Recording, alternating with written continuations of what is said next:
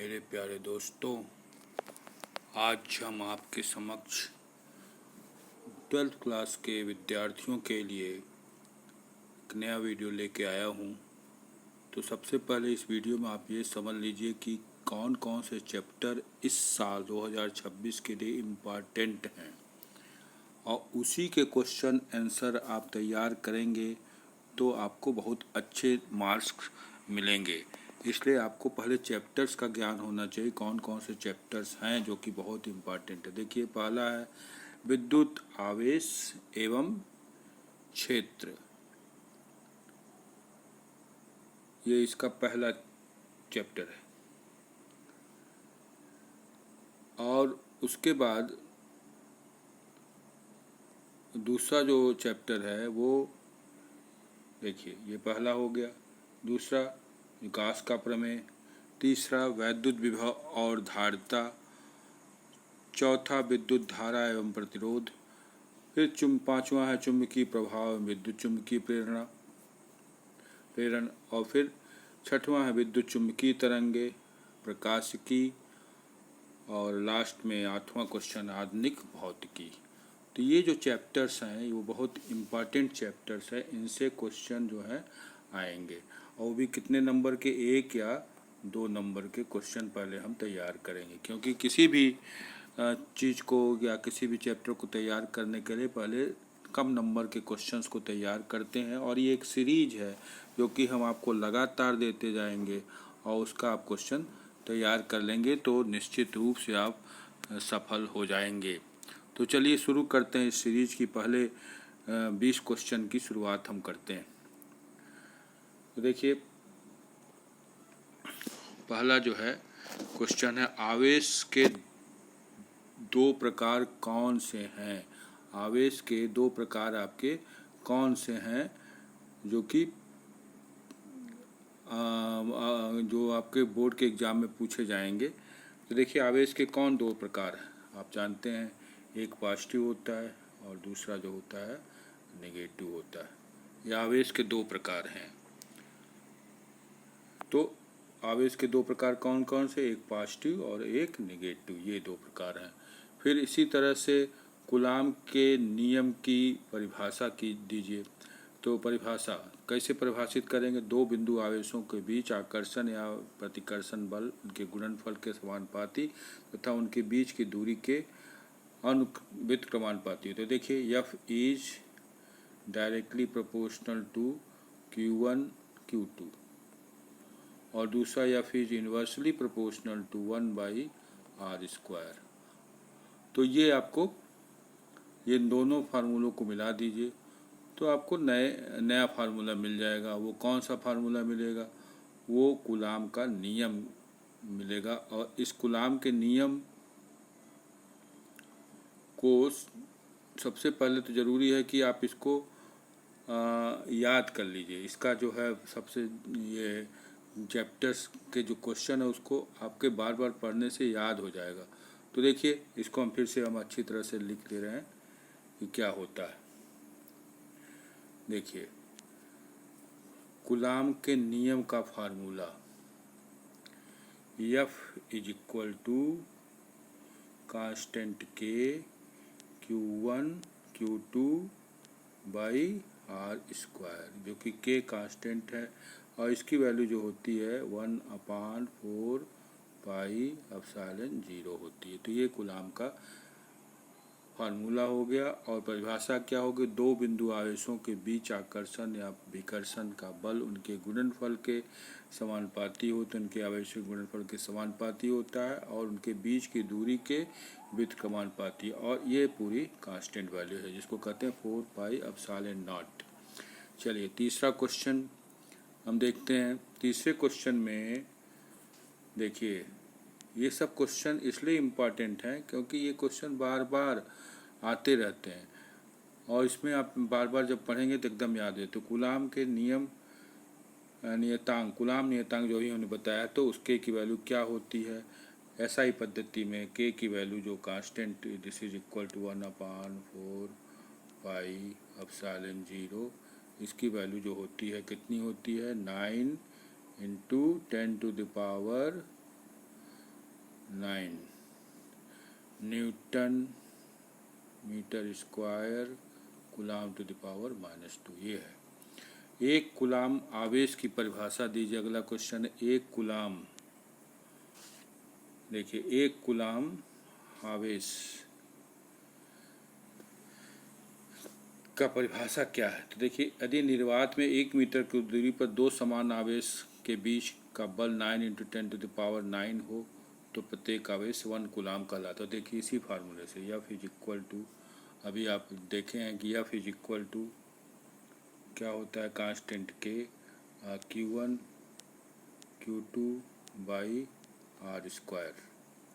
अब देखिए ये सब यूनिट हो जाए, एक एक कूलाम का आवेश, दूरी भी 1 मीटर की दूरी हो तो F इज इक्वल टू क्या हो जाएगा, F is equal to constant K हो जाएगा।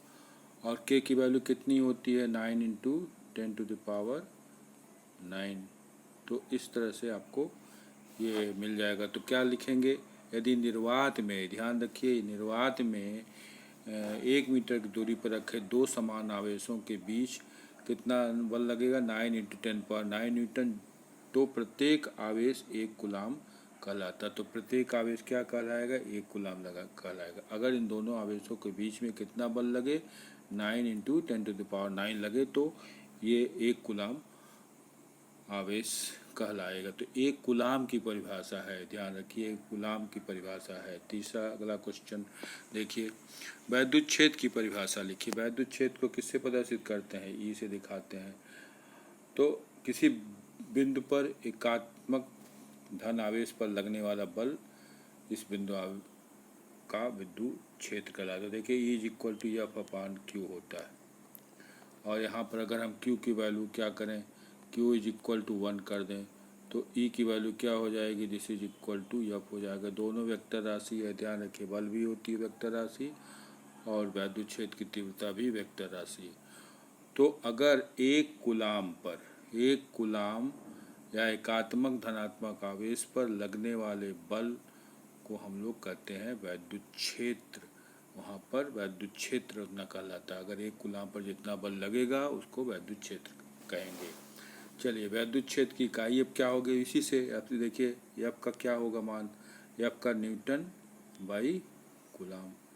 इसका मात्रक, आवेश का मात्रक क्या होता है, कूलाम होता है। तो न्यूटन बाई कूलाम इसका मात्रक हो जाएगा। और ये कैसी राशि है वैद्युत क्षेत्र, यह सदिश राशि, अभी हमने आपको दिखाई है सदिश राशि। ध्यान दीजिए, वैद्युत क्षेत्र एक सदिश राशि है। अगला क्वेश्चन है, बिंदु आवेश द्वारा उत्पन्न वैद्युत क्षेत्र का सूत्र लिखिए। अब देखिए वैद्युत क्षेत्र का सूत्र क्या होता है, वैद्युत क्षेत्र का सूत्र, तो अभी आपको मैंने बताया वैद्युत क्षेत्र का सूत्र क्या होता है, इसे देखना है। तो वैद्युत क्षेत्र की तीव्रता का सूत्र आप याद कर लीजिए, E is equal to 1/4πε0 Q/R²। ये देखिए इसका ये सूत्र होगा, जहाँ Q आवेश है और R जो है दूरी है। तो वैद्युत क्षेत्र की तीव्रता ये हो जाएगी। फिर द्विध्रुवीय आघूर्ण डाईपोल मोमेंट क्या होता है, तो डाईपोल मोमेंट को हम किससे प्रदर्शित करते हैं, डाईपोल मोमेंट को हम किससे प्रदर्शित करते हैं, P से। P इज इक्वल टू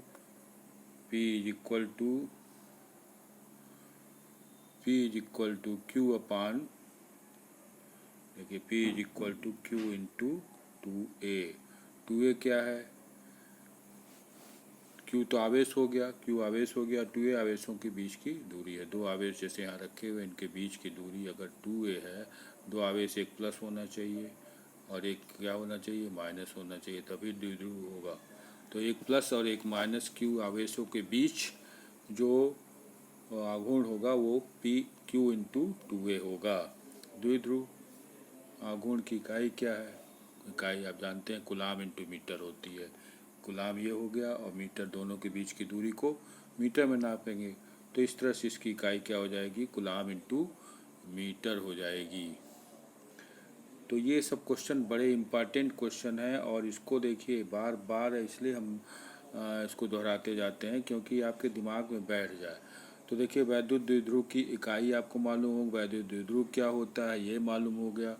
अब देखिए किसी चालक के गोले के अंदर वैद्युत क्षेत्र का मान कितना, किसी चालक गोले के अंदर, देखिए कोई चालक गोला है, इसके अंदर वैद्युत क्षेत्र का मान क्या होगा। इसके अंदर देखिए सतह पर आवेश होता है, किसी भी सतह पर आवेश होते हैं, अंदर नहीं होता। आवेश जो है उसकी वैल्यू क्या होती है, 0 होती है। तो यहाँ पर ये 0 हो जाए। तो किसी चालक गोले के अंदर वैद्युत क्षेत्र का मान जो होगा वो क्या हो जाएगा, 0 होगा। तो याद रखिए किसी भी चालक के ऊपर आवेश होता है, ना कि अंदर, अंदर जो है वो मान 0 होता है। चलिए अगले क्वेश्चन की तरफ हम बढ़ रहे हैं।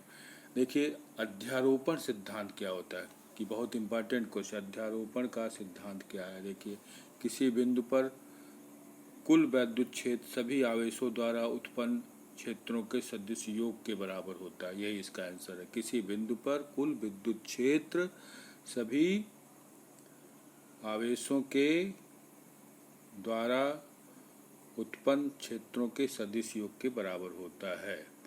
तो ये अध्यारोपण का सिद्धांत, इसको याद रखिए। यही शब्द लिखिएगा तभी आपको, यही सेंटेंस लिखिएगा तभी आपको पूरा मार्क्स मिलेगा। अब आया अगला क्वेश्चन, एप्सिलॉन 0।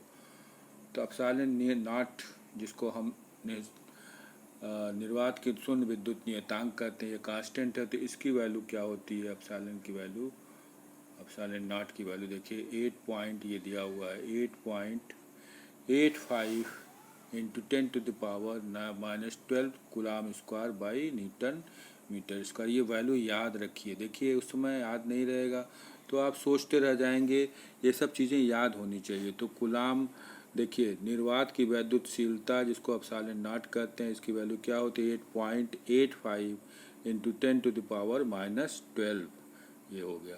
फिर देखिए अगला क्वेश्चन, वैद्युत बल और गुरुत्वाकर्षण बल में दो अंतर बताए। बहुत इंपॉर्टेंट क्वेश्चन, ये 2 नंबर के क्वेश्चन आएंगे। तो देखिए दोनों में अंतर, वैद्युत बल जिसको हम लोग यहाँ से दिखाते हैं और गुरुत्वाकर्षण बल, इन दोनों में क्या अंतर है, गुरुत्वाकर्षण बल, ये दोनों में क्या अंतर है। देखिए पहला क्या है, वैद्युत बल आकर्षण और प्रतिकर्षण दोनों हो सकता है, जबकि गुरुत्वाकर्षण बल केवल आकर्षण बल होता है। ये बहुत इम्पॉर्टेंट है। तो देखिए याद रखिए, जो वैद्युत बल होता है वो आकर्षण भी हो सकता है, क्योंकि प्लस और माइनस आकर्षित करेंगे, जबकि प्लस प्लस या माइनस माइनस प्रतिकर्षित करेंगे। तो आकर्षण और प्रतिकर्षण दोनों होगा, जबकि जो कि गुरुत्वाकर्षण बल है उसमें केवल और केवल क्या होगा, आकर्षण ही होगा। वैद्युत बल बहुत अधिक शक्तिशाली होता है, ध्यान दीजिए। वैद्युत बल जो होता है वो बहुत अधिक शक्तिशाली होता है, क्योंकि वो आवेशों के परिमाण के बराबर के ऊपर निर्भर करता है। तो इस तरह से 2 अंतर एकदम याद रखिए। एक तो ये कि वैद्युत बल आकर्षण और प्रतिकर्षण दोनों हो सकते हैं, जबकि गुरुत्वाकर्षण बल जिसको हम लोग Fg से दिखा सकते हैं, Fg गुरुत्वाकर्षण बल, वो केवल आकर्षण बल होता है, आकर्षित करता है वस्तु को, और वैद्युत बल बहुत ही शक्तिशाली होता है।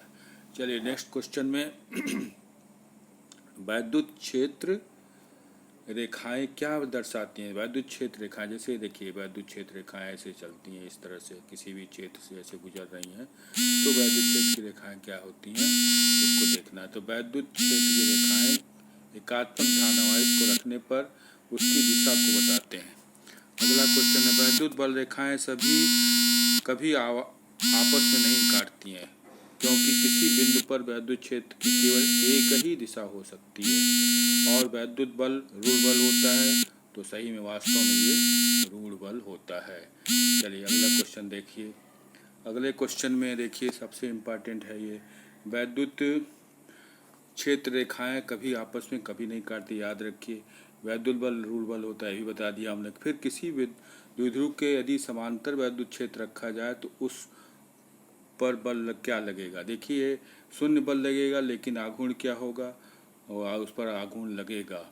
फिर वैद्युत क्षेत्र की तीव्रता का आयाम क्या होगा। देखिए ये dimensional formula mLT to the power -3 × 10⁻⁻1 होता है। फिर C और epsilon mu zero epsilon zero में क्या संबंध है, देखिए ये संबंध, इसको याद दीजिए, C is equal to 1/√, mu epsilon zero होता है।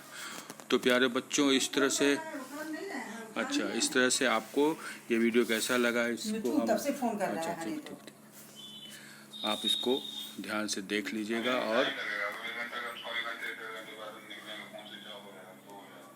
और आप इसे देख करके अच्छी तरह से समझ लीजिए और हमें बता दीजिए कि किस तरह से आपको इसमें और हम किस तरह के नोट्स दें और किस तरह के आपके क्वेश्चन आंसर तैयार करें, क्योंकि कमेंट देना आपका बहुत ज़रूरी है। और वीडियो अगर लाइक कर दें तो बहुत अच्छी बात है, और अगर सब्सक्राइब करेंगे तो आपको नए नए वीडियो आपको पुनः आपको प्राप्त होंगे। तो इस तरह आप एक नए सीरीज की तैयारी करिए जिसमें बहुत सारे क्वेश्चन, नए नए क्वेश्चन हम देंगे जो कि निश्चित रूप से प्रतियोगी परीक्षाओं में आ जाएंगे। धन्यवाद।